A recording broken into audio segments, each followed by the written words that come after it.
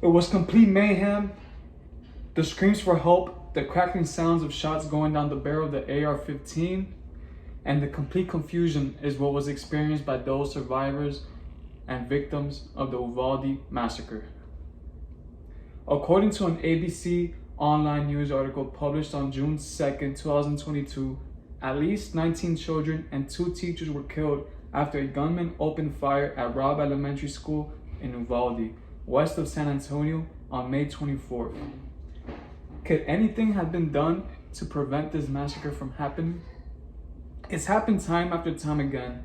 We keep seeing it and hearing about it on TV and on the media. School shootings and mass shootings in general.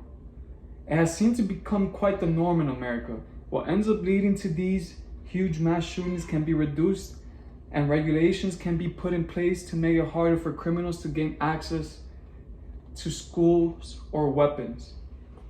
According to an online news article published by USA Today on May 6, 2022, the US has had 288 school shootings while other countries had had 2 or less.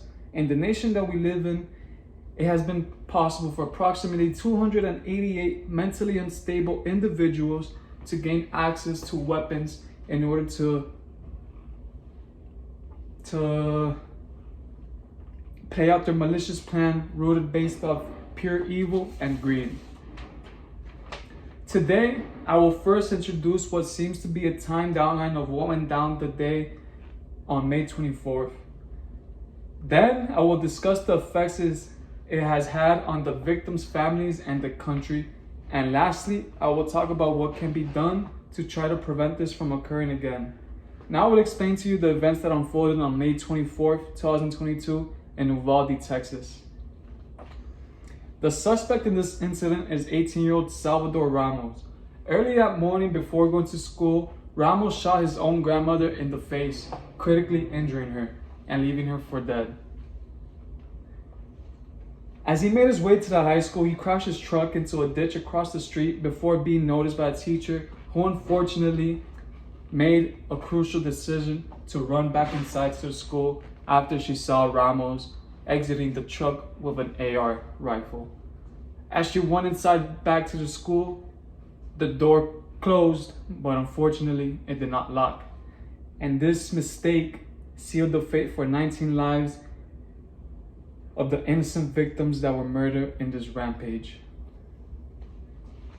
Next, I will talk about the impact it has had on the victims' families and survivors.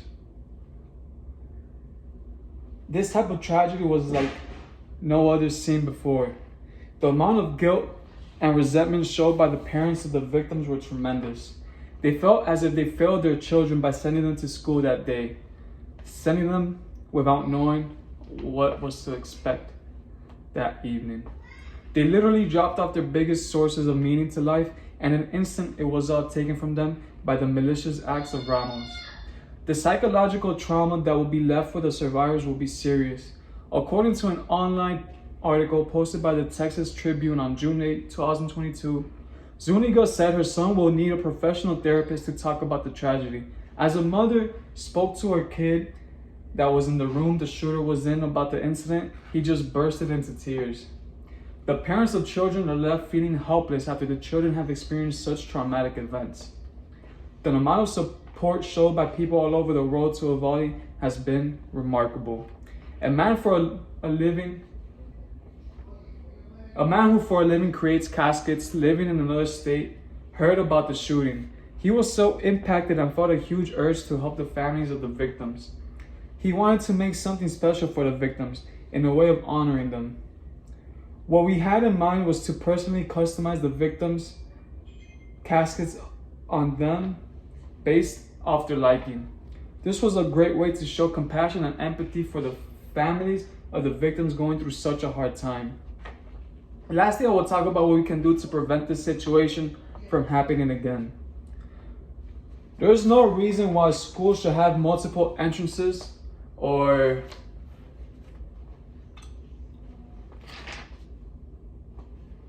why children who are literally just turned 18 should be able to gain access to military style weapons. They are currently investigating how the suspect was able to gain access into the school.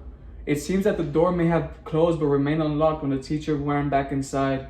No way nothing can be done about this in the world we live in and the advancement of technology and products that we have. There were multiple access points from which the suspect could have been capable of entering. This should just be limited to one entry nationwide. Tighter gun regulations. I'm not saying guns are the problem here. I personally love them. I do not think an 18-year-old, however, should be able to own or purchase a military-style weapon, especially when buying it can be easily as buying shoes online in some states. A more profound background check, as well as a mental evaluation, should be in place to control the distribution of firearms. Due to many mass shootings being seen, it is time to take action about the situation. Today, I first talked about the Uvalde shooting, the whiplash of the tragedy, and what can be done to prevent this from happening again. The voice and the screams for help from the people in Uvalde are some that were let out by people who will no longer walk this earth.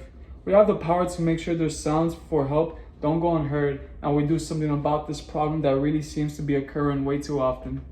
May peace be upon all the victims whose innocent lives were claimed due to mass shootings. Thank you.